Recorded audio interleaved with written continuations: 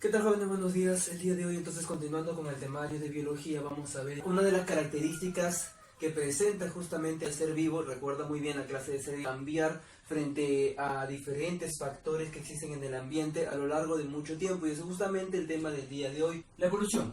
La evolución viene a ser los cambios y transformaciones de manera acumulativas, es decir, que conforme pasa el tiempo se van acumulando, tratando de, digamos, en cierta manera, adaptar al organismo al nuevo ambiente constantemente cambiante. Y estos cambios y transformaciones se tienen que dar a nivel de especies. No podemos hablar de una evolución a nivel de individuos, ya que los individuos, es decir, las personas o los animales como organismos individuales, no son capaces de evolucionar, más solamente pueden quizás adaptarse, ¿ok?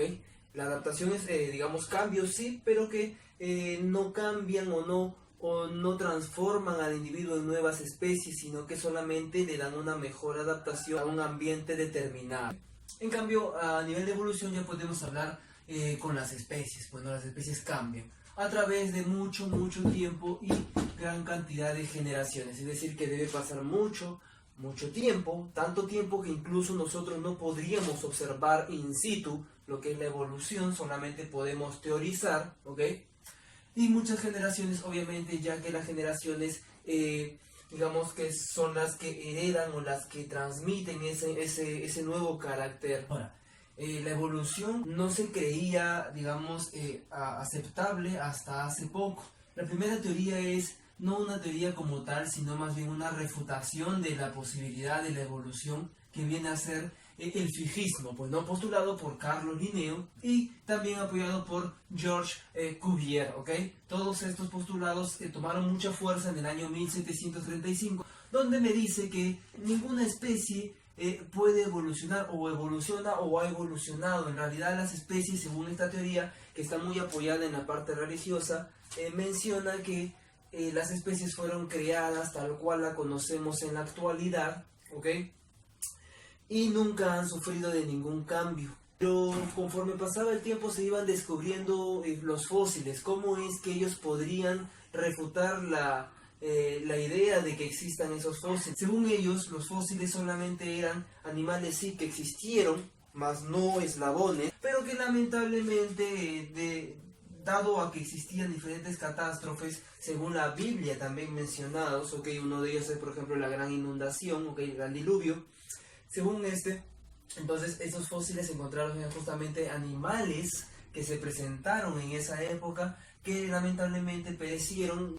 La siguiente teoría, que así se toma más como una teoría científica, fue dada en 1809 en un libro llamado Filosofía Zoológica. Digamos, el creador de este fue Jean-Baptiste de Monnet, Lamarck, ¿okay? Quien acuñó la palabra biología. ¿Está bien? Ahora, ¿qué me dice la teoría llamada del uso y desuso? Como su nombre te da a entender, se trata sobre usar un órgano y, digamos, dejar de usar otro.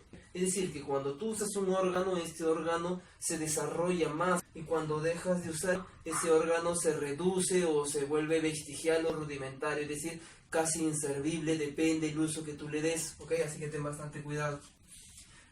En pocas palabras, lo que me dice esta teoría es lo siguiente, ¿ok? En un determinado ecosistema va a haber un gran aumento de individuos que nacen en comparación con los que mueren, es decir, una sobreexplotación demográfica, y por lo tanto va a haber mucha mayor cantidad de individuos en todo ese grupo ecosistémico. Pero lamentablemente la cantidad de alimento no va a variar en ese sentido, más bien se va a mantener o incluso puede reducirse por la cantidad de individuos, que ahora es mucho más. Por lo tanto, existe un desbalance entre cantidad de individuos y el alimento que se puede obtener. Entonces eso conlleva u obliga a los individuos a entrar a una competencia por el alimento, lo que hace que ciertos individuos de toda la gama de una especie determinada, de toda la especie en sí, empiece a querer sobresalir sobre los demás, se esfuerza por alcanzar o por obtener un determinado alimento, por lo cual va a haber ciertos órganos que le van a facilitar la obtención de ese alimento. Entonces lo que hace es simplemente forzar ese órgano. Si yo necesito gran fuerza, entonces mis músculos los voy a tener que entrenar. Si yo necesito ser más alto, entonces yo voy a tener que estirarme un poco más. Y todas esas opciones por las cuales yo voy, ese forzar mi órgano hace que éste se desarrolle. Hay una mejora hacia una mayor complejidad, es decir que en cierta manera ellos piensan que existe un organismo ideal para lo cual los organismos se están dirigiendo a nivel de evolución. Ahora, me dice lo siguiente también, este desarrollo adquirido a lo largo de tu vida diaria, digamos que tú ejercitas tus músculos, entonces ese carácter nuevo que tú has adquirido, ahora también tiene la capacidad de que tú lo puedes heredar a la siguiente generación. Si tú tienes un hijo, tu hijo va a nacer con ese órgano mucho más desarrollado. El ejemplo clásico es el de la jirafa, pues, ¿no? Según la teoría del uso y desuso, también llamada lamarquismo, me dice que existía un grupo de una especie de jirafa con un cuello, digamos, no tan largo, un poco corto. Entonces empezó a escasear el alimento y lo siguiente es que empezó a haber una competencia. Esta competencia obligó que algunos empezaran a estirar su cuello. Al momento de estirar su cuello, obviamente sí, se puede desarrollar el estiramiento de un órgano determinado mediante la aplicación de fuerza, ¿no? Bacán. Entonces algunos empezaron a estirar su cuello y empezó a crecer unos cuantos centímetros más. Ahora, lo que me dice esta teoría es que la siguiente generación, es decir, la progenie de los individuos de cuello largo y cuello más corto, también daban esos mismos caracteres a sus hijos, a sus crías, es decir, que nacían con un cuello un tanto más largo. Y conforme pasaban las generaciones y mucho tiempo, recuerda algo así la evolución, las siguientes generaciones nacían con el cuello cada vez más largo. Y por lo tanto eso explicaría el cuello largo que tienen las jirafas. Sé que ahora suena un poco raro, pero en esa época digamos que tuvo un buen acogimiento a nivel científico esta teoría. Pero lamentablemente Weizmann en 1834 pudo demostrar la incorrección que tenía esta teoría al hacer un pequeño experimento que consistía y empezó a cortarle la cola, una generación tras otra, hasta 20 generaciones utilizó Weizmann para poder demostrar que era incorrecto. Es decir, cogía un ratón, cogía una generación de ratón, la generación 1, les cortaba la cola y observaba que la siguiente generación no nacía con la cola corta, ni mucho menos con una reducción de tamaño mínima por lo menos, ¿no? Nacía tal cual. Luego la siguiente generación, la generación 2, volvía a hacer lo mismo y no se reducía el tamaño de cola. Digamos que pudo demostrar que el uso y desuso, al menos a nivel macro, no se da.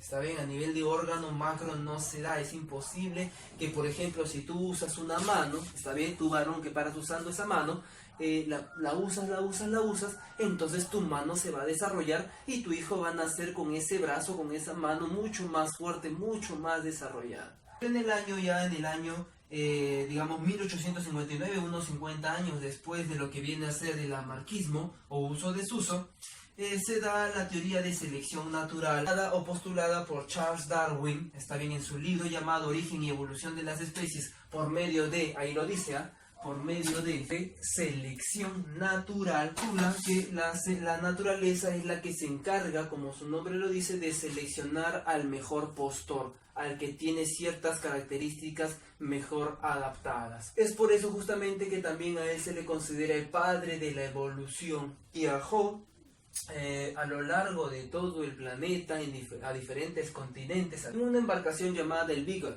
¿ok? Este de acá llegó también a una isla muy reconocida de Sudamérica que viene a ser las Islas Galápagos en el país llamado Ecuador. Estando ahí, él hizo un estudio de la variación en el pico de los pinzones. Los pinzones son aves. Aves las cuales provenían, ¿ok? Por un estudio que hizo, provenían de un pinzón original del Ecuador en la parte continental. Pero cuando llegaba a las Islas Galápagos se daba cuenta que habían pinzones con diferentes tipos de picos según la alimentación, según el ambiente, según la humedad, según la temperatura, etcétera. Sobre todo la alimentación, que hacía que los picos varíen un poco. Por ejemplo, habían pinzones que tenían un pico un tanto triangular, que principalmente les servía para consumir alimentos como larvas o insectos. Habían otros con un pico muy delgado, como una especie de aguja, principalmente porque les ayudaba a consumir el néctar o polen de las flores. y otros con un pico un tanto como un cono, fuerte, duro, grueso, que les servía para poder comer frutos y semillas. Entonces había una variación a partir de una especie original que se encontraba en el continente. Pero entonces, ¿cómo es que esos pinzones podían provenir o haber cambiado? Justamente eso se debe a la selección natural. Este de acá no podría sobrevivir en un ambiente donde netamente hay producción de bastantes frutos y semillas, ya que su pico sería insuficiente para poder romper o destruir esas semillas y alimentarse de estas.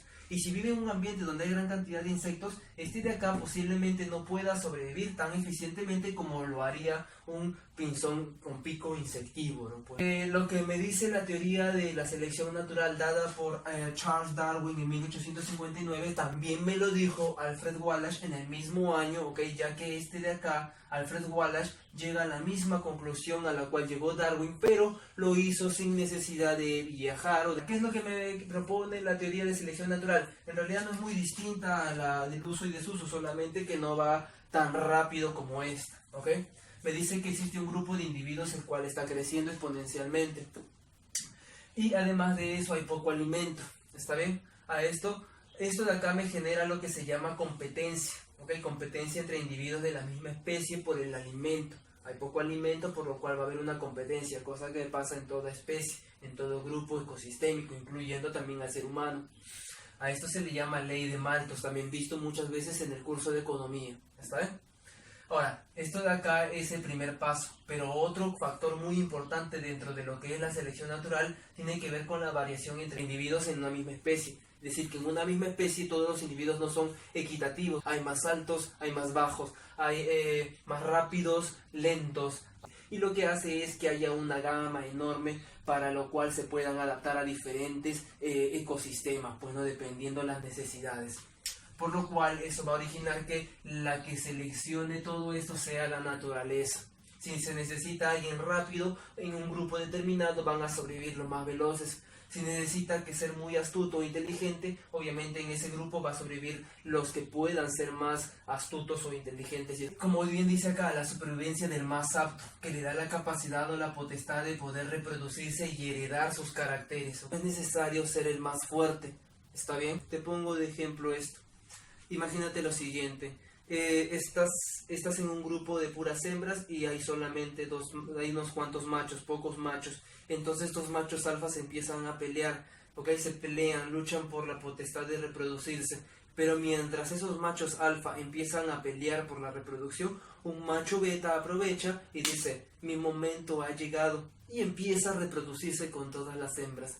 Por lo tanto, dime tú, ¿cuál de ellos va a tener mayor probabilidad de heredar sus caracteres? ¿El más fuerte o el que en ese momento fue el más astuto? Obviamente el más astuto, así que fue el más apto en ese sentido. Eso explicaría muchos conceptos por los cuales ahora existen especies que se supone no deberían haberse podido reproducir con tanta eficiencia. Por ejemplo, el pavo real, que tiene una enorme belleza así, con una gran cantidad de plumas. Pero, ¿cómo es que estas aves pueden haberse reproducido si son lentos, son presa fácil para cualquier depredador? Justamente se explica porque al tener esa gran belleza tenían una mayor posibilidad de que las hembras se sientan atraídos por ellos. Entonces, digamos que el factor belleza influyó más que el factor habilidad o rapidez, ¿no? Ya que se reproducían rápidamente los más hermosos. Como te dije hace un momento, entonces Alfred Wallace también llega a la misma conclusión a la cual llega Charles Darwin en el mismo año. No fueron trabajos plagiados ni copiados, simplemente llegaron a la misma conclusión. Eso ya ha pasado anteriormente en otras teorías a lo largo de la historia de la humanidad. Siguiente teoría, la teoría del mutacionismo, postulada por Hugo de Bryce en el año 1900-1901, o también llamada saltacionismo, ya que se refiere a saltarse un largo tiempo, sino que es inmediato, y la aparición de esos caracteres es rápida, es brusca, como lo dice acá, refiere a la mutación por alteraciones en los genes. ¿A qué se refiere eso? Los genes son, los bloques de los cuales yo voy a sacar mi referencia para obtener mis caracteres. Es decir, el molde, la plantilla.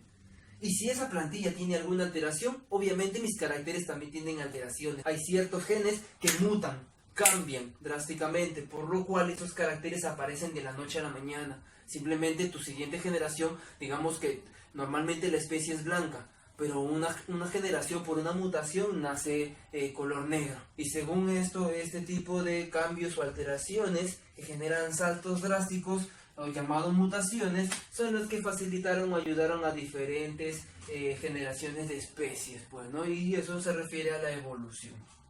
Lamentablemente, esto de acá como que no tiene mucho apoyo, ya que se ha demostrado que la mayoría de mutaciones que se presentan en los seres vivos tienden a ser perjudiciales, es decir, que tienden a limitar más bien la supervivencia de los organismos a los cuales se estudian.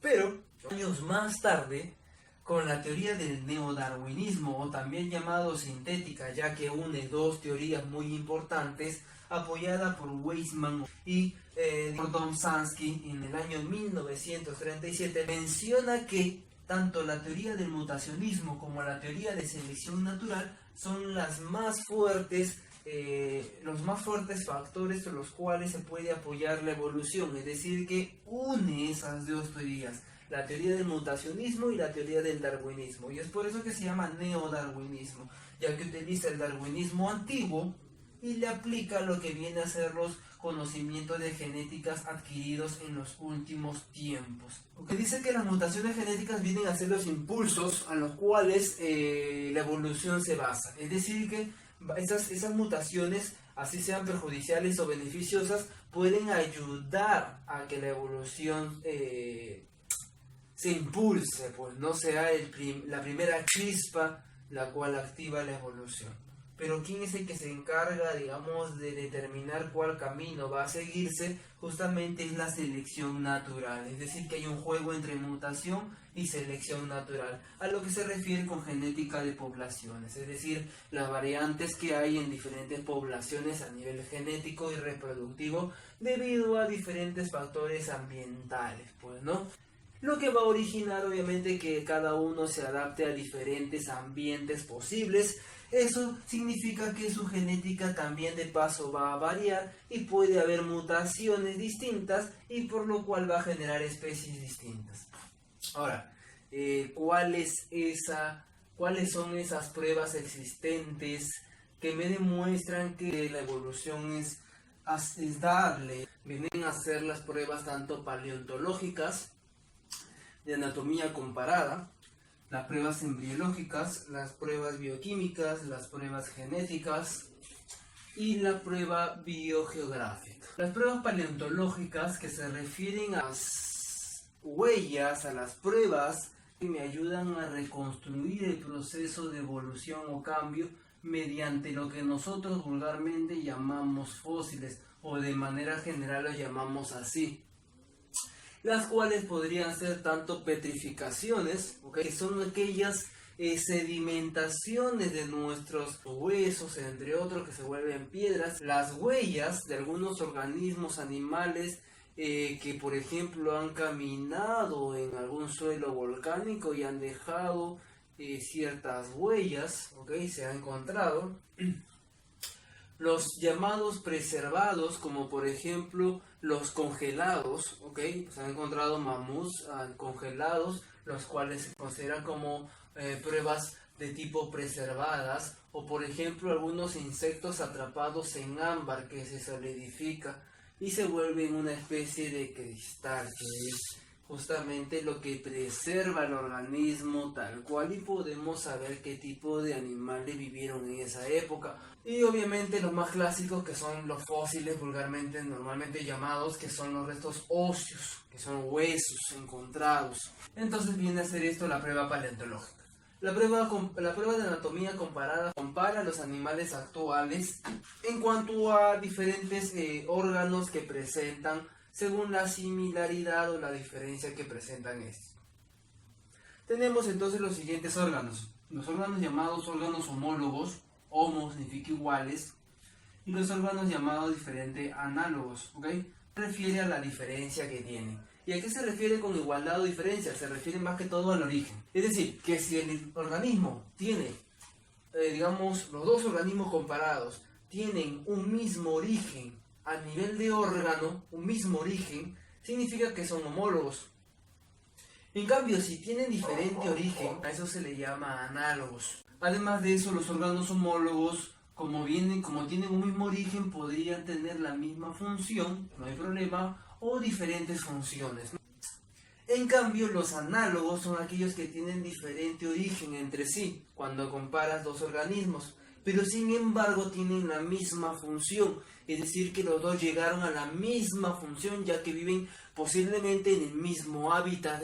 Aparte de eso, existe un tipo de órgano llamado vestigial que apoyaría también un poco lo que es la ley del uso y desuso dada por Jean-Baptiste Lamarck, que son aquellos órganos que hemos dejado de utilizar quizás a nivel evolutivo, por lo tanto se han atrofiado, se han vuelto rudimentarios, se han vuelto vestigiales. Tenemos en el caso del ser humano, por ejemplo, el tercer par molar de nuestra mandíbula, pues no, en la muela del juicio, que no utilizamos debido al cambio de masticación que tuvimos al momento de pasar de carne cruda a carne cocida. El tercer párpado, también llamado nictitantes, justamente ese párpado que tienen desarrollado muchas veces algunos reptiles o aves, ¿está bien? Es el párpado que va de manera vertical, lo tienen las aves.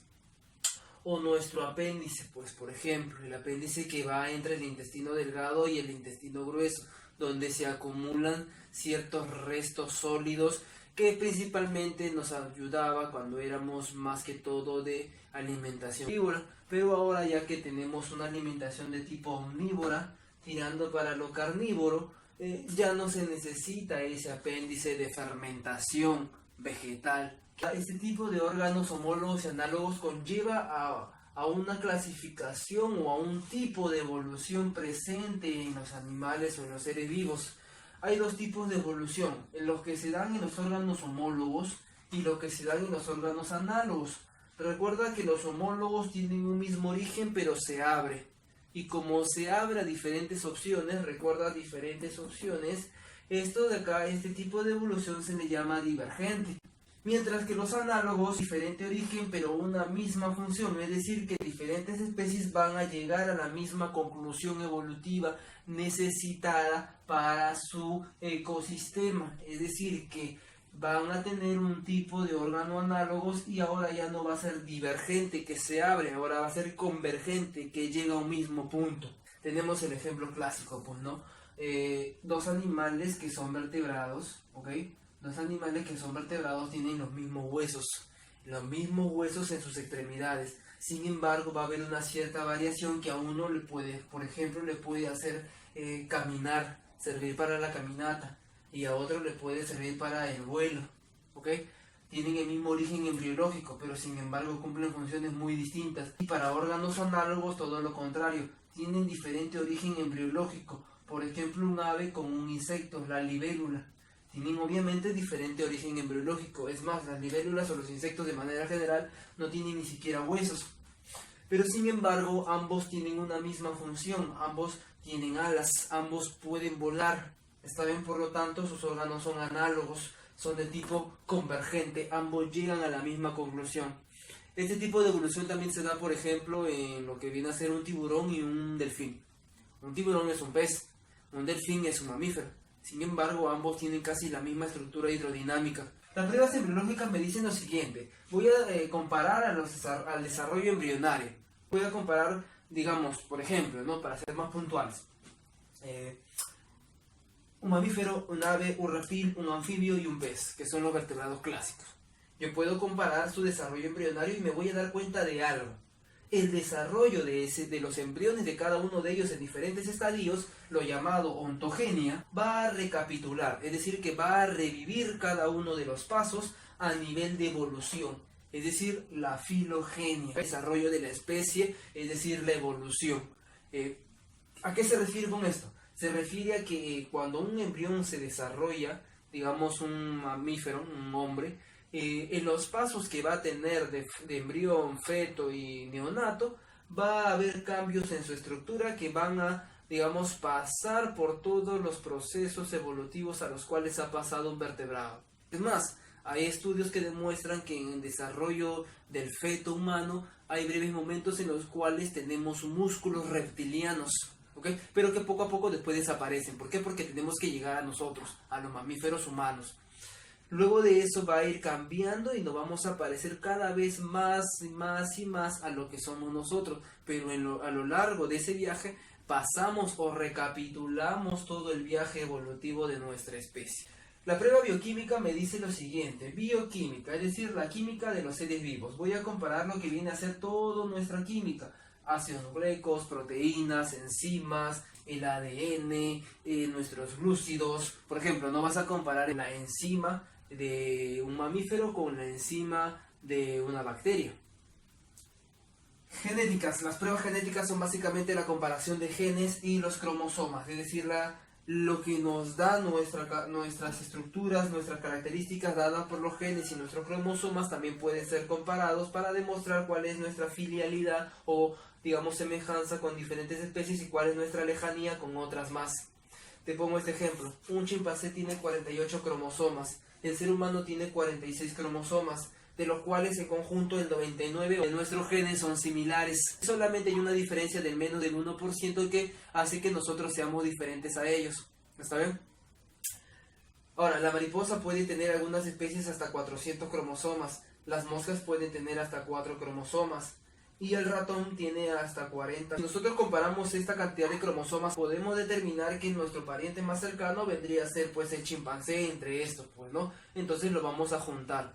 Y luego, seguido de eso, el más cercano a nosotros vendría a ser el ratón, así que lo vamos a acercar. Y si te das cuenta, obviamente hay una relación muy estrecha, pues no somos mamíferos los tres. Entre ellos, el chimpancé y el hombre son primates, por lo cual hay un mayor parentesco. Ahora, profesor, ¿y las mariposas y las moscas son tan distintas? Sí, lo que pasa es que como son insectos tienen una cantidad de cromosomas un tanto distinta, ya que su evolución fue distinta a la nuestra. No, pero yo me parezco a una mariposa. Bueno, eso ya es otra cosa. Ahora, tú dirás, profesor, tenemos el 99% de nuestros cromosomas similares o iguales, o genes de manera general iguales. Entonces, ¿qué es lo que nos hace distintos? Justamente ese 1% es el que nos hace distintos. Imagínate que ese 1% es lo que contiene todo lo que somos nosotros en cierta manera, si lo vemos de manera muy estricta, ¿ok? Todo lo que es nuestra cultura, nuestra religión, nuestros avances científicos está contenido en ese 1% distinto. Y sin embargo no es gran cosa, ¿ok? Hablando genéticamente. La prueba biogeográfica me dice lo siguiente: estudia la historia de la distribución de los seres vivos. Es decir, que la distribución misma también nos ayudaría o nos demostraría cuál es el origen de esos organismos tan emparentados, a pesar de que haya quizás una diferencia enorme de distancia a nivel geográfico.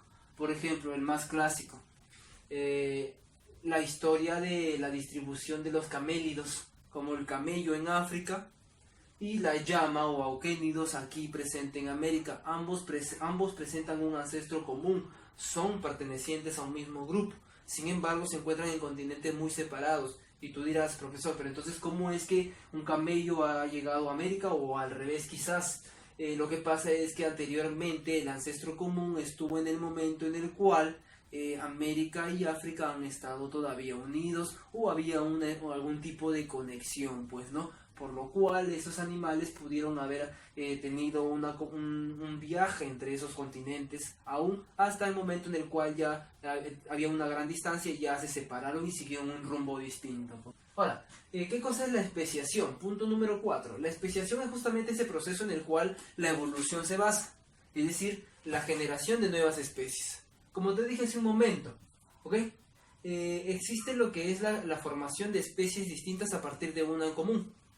Mira, tenemos tres factores que ayudan a la especiación: el aislamiento geográfico, el aislamiento reproductivo y el aislamiento genético. ¿A qué se refiere con esto? Te lo voy a poner como ejemplo para que me entiendas más.